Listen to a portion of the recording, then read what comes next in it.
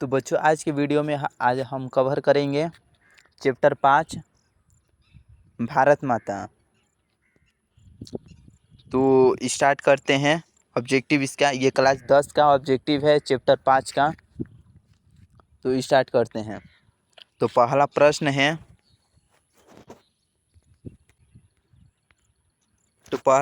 है ग्राम्या ग्राम्या किसकी रचना है? ग्राम्या किसकी रचना है?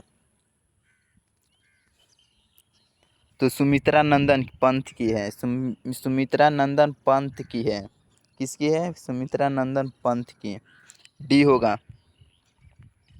दूसरा प्रश्न है सुमित्रा नंदन पंत ने मिट्टी की प्रतिमा उदासीनी किसे कहा है? तो भारत माता को। किसे कहा है? भारत माता को, यानी बी होगा। तो तीसरा प्रश्न है युगपथ किस कवि की रचना है? युगपथ किस कवि की रचना है?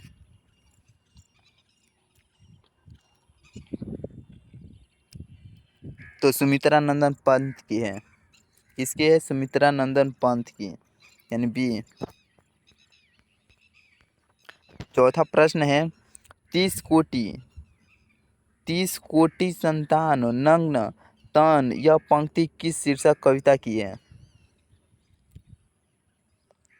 तो भारत माता की है। भारत माता। पांचवा प्रश्न है कवि सुमित्रा नंदन पंत के अनुसार कौन अपने घर में प्रासिनी बनी हुई है? कौन है? तो भारत माता है, सी। कौन है? भारत माता, सी।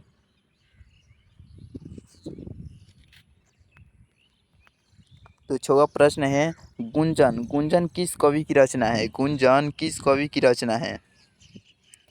तो गुंजन सुमित्रा नंदन पंत की कवि की रचना है, बी।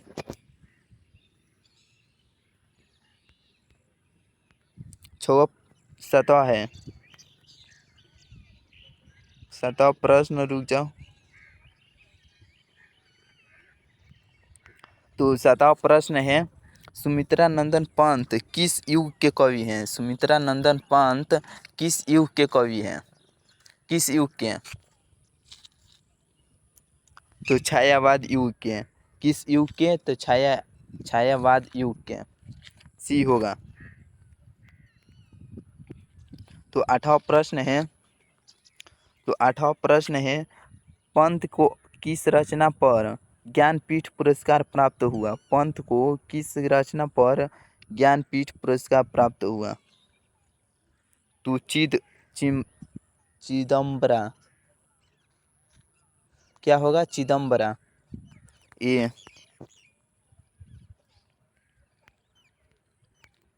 नौवां प्रश्न है भारत माता शीर्षक प्रगीत पंत के किस काव्य संकलन से लिया गया है?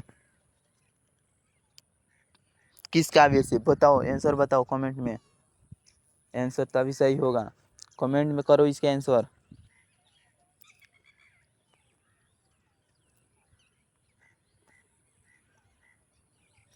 तो ग्राम्या होगा। क्या होगा? ग्राम्या, बी। 10वां प्रश्न है ग्राम्या काव्य संकलन की कविताओं पर किसका प्रभाव है? ग्राम्या काव्य संकलन की कविताओं पर किसका प्रभाव है? तो यथार्थवाद का। किसका प्रभाव है? तो यथार्थवाद का।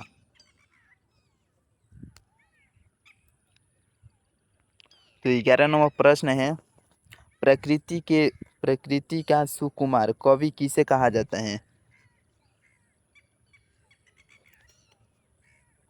तो पंत को।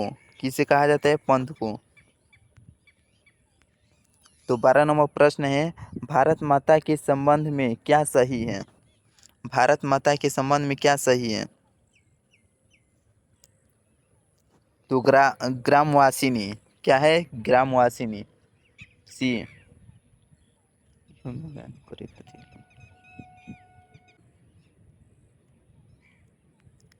तो कितना नंबर हुआ?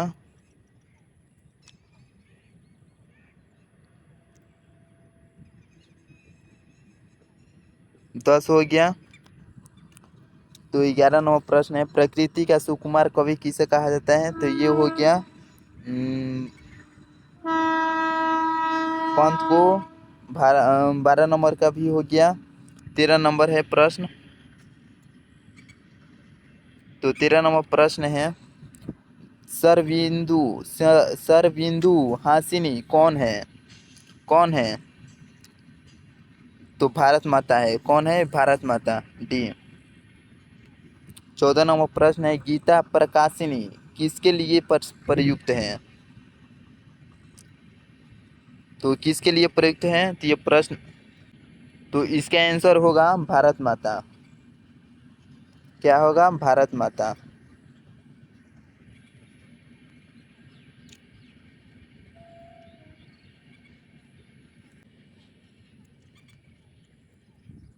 तो 15 नंबर प्रश्न है, शरतेंदु का शाब्दिक अर्थ क्या है? शरतेंदु का शाब्दिक अर्थ क्या है? तो शरद ऋतु का चंद्रमा। क्या है? शरद ऋतु का चंद्रमा। तो 16 नंबर, क्रंदन। क्रंदन का अर्थ क्या है? क्रंदन। क्रंदन का अर्थ क्या है? तो क्या है? तो क्रंदन का अर्थ है,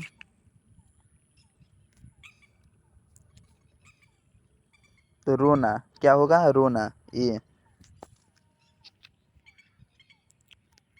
17 नंबर प्रश्न है, तपसयम। तपसयम कौन सा समास है? तपसयम कौन सा समास है? तो द्वंद है। कौन है? द्वंद।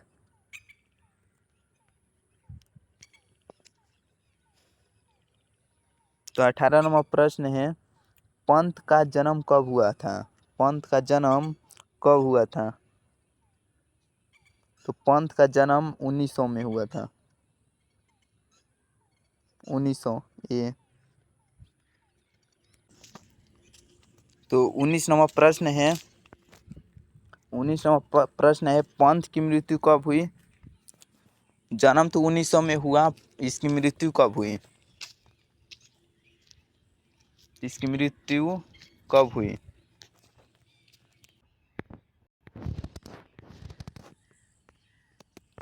तो 19 नंबर प्रश्न है, पंत की मृत्यु कब हुई? पंत की मृत्यु कब हुई? जन्म तो 1900 हो गया, इसका मृत्यु बताओ।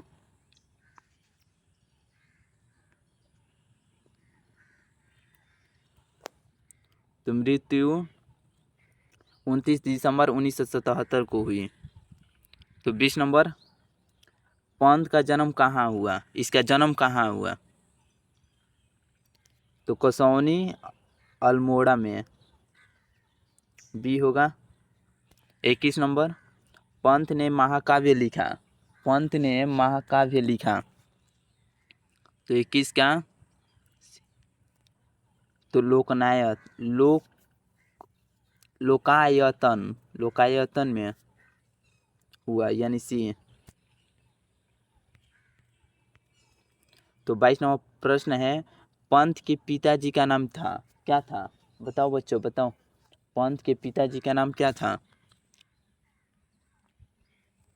तो गंगा दत्त पंत, डी।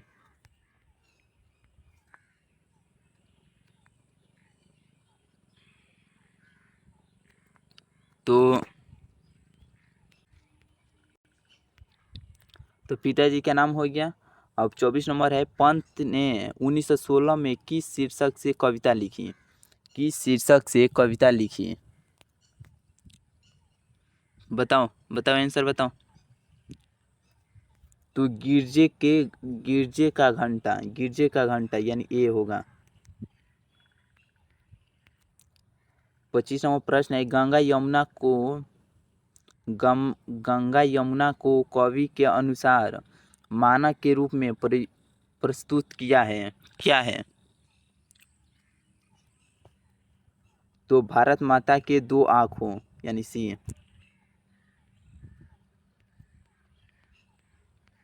26 नंबर प्रश्न है, तरुतल निवासिनी के माध्यम से कवि ने भारत के भारत के निवासियों का कैसा चित्रण किया है, कैसा किया है बताओ।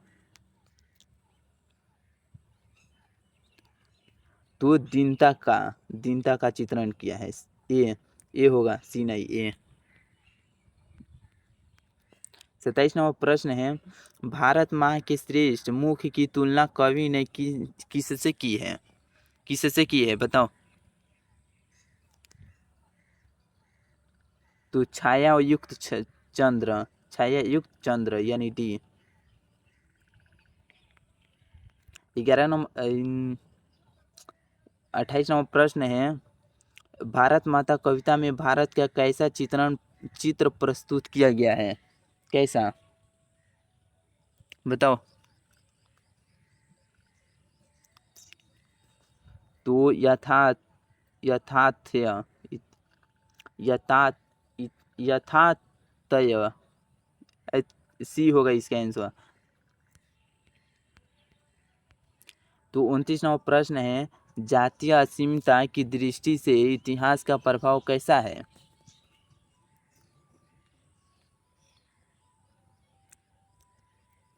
तो अविच्छिन्न, कैसा है, अविच्छिन्न, बी। 29 नंबर प्रश्न है, कवि के अनुसार भारत माता की आंखें हैं, कैसे हैं। ये गंगा यमुना की ताप्ती नर्मदा की सतलज सिंधु की ब्यास चिनाव, कैसा है, आंखें हैं कैसा। तो गंगा यमुना, ये होगा इसका आंसर। तो 31 नंबर प्रश्न है, तो 31 नंबर प्रश्न है कि युगवाणी किसकी काव्य कृति है। युगवाणी युगवाणी किसकी काव्य कृति है बताओ, जल्दी से बताओ, आंसर कमेंट में बताओ, कमेंट में देते चलो या पीछे से बोलते चलो, तभी ये प्रश्न याद होगा, दिमाग में फिट होगा। तो इसका आंसर होगा सी, सुमित्रा नंदन पंत की, सी होगा इसका आंसर। तो 32 नंबर प्रश्न है, भारत माता सारे जग की है, क्या है, देवी है कि बहन है कि माँ है, इनमें से सभी है, क्या है बताओ।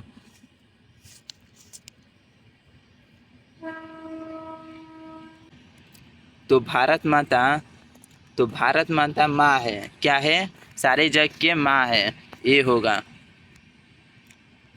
33 नंबर प्रश्न है, सुमित्रा नंदन पंत को मानव सौंदर्य ने किस ओर आकृष्ट किया, किस ओर।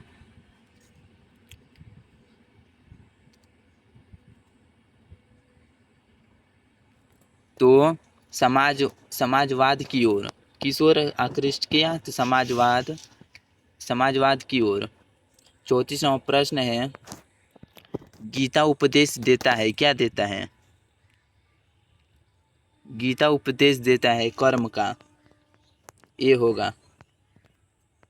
35 नंबर प्रश्न है, भारत माता की आंखें झुकी हुई है, कैसे, ईर्ष्या से कि घृणा से कि चिंता से कि अंधकार से। तो चिंता से, सी होगा इसका आंसर, 35 का सी होगा। 36 नंबर, ग्रामवासिनी कौन सा समास है, ग्रामवासिनी कौन सा समास है। तो बहुव्रीहि है, कैसा है, बहुव्रीहि, ए। 37 नंबर प्रश्न है, गंगा यमुना कौन सा समास है, गंगा यमुना कौन सा समास है। तो द्वंद्व है, कैसा है, द्वंद्व, ए। 38 नंबर प्रश्न है, दैन्य जड़ित अपलक चितवन, क्या चित है कि मन है कि तन है कि युग है, क्या है बताओ, आंसर बताओ कमेंट में। तो 38 का होगा सी, नथ है, नथ, सी नंबर। 39 नंबर प्रश्न है, कवि सुमित्रा नंदन पंत के अनुसार भारत माता की कितनी संतानें दरिद्रता और अभाव से ग्रसित हैं, कितनी कितनी है बताओ। तो 30 करोड़ है, कितनी है, 30 करोड़, ये।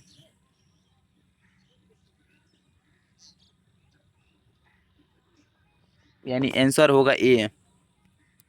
40 नंबर प्रश्न है, भारत माता कहाँ निवास करती है? भारत माता कहाँ निवास करती है?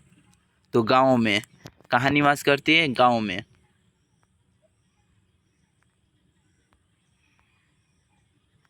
तो 41वां प्रश्न है, सुमित्रा नंदन पंत के अनुसार भारत माता किसकी कृति है? किसकी मूर्ति है? किसकी? तो उदास माटी की। किसकी है? उदास माटी की। ए होगा इसका आंसर।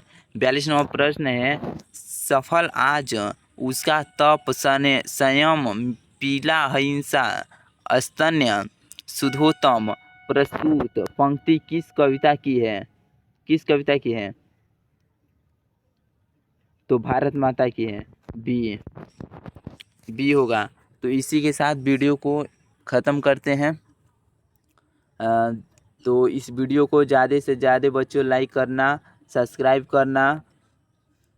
सब्सक्राइब करके रखे रहना। तो मिलते हैं इसके नेक्स्ट चैप्टर में।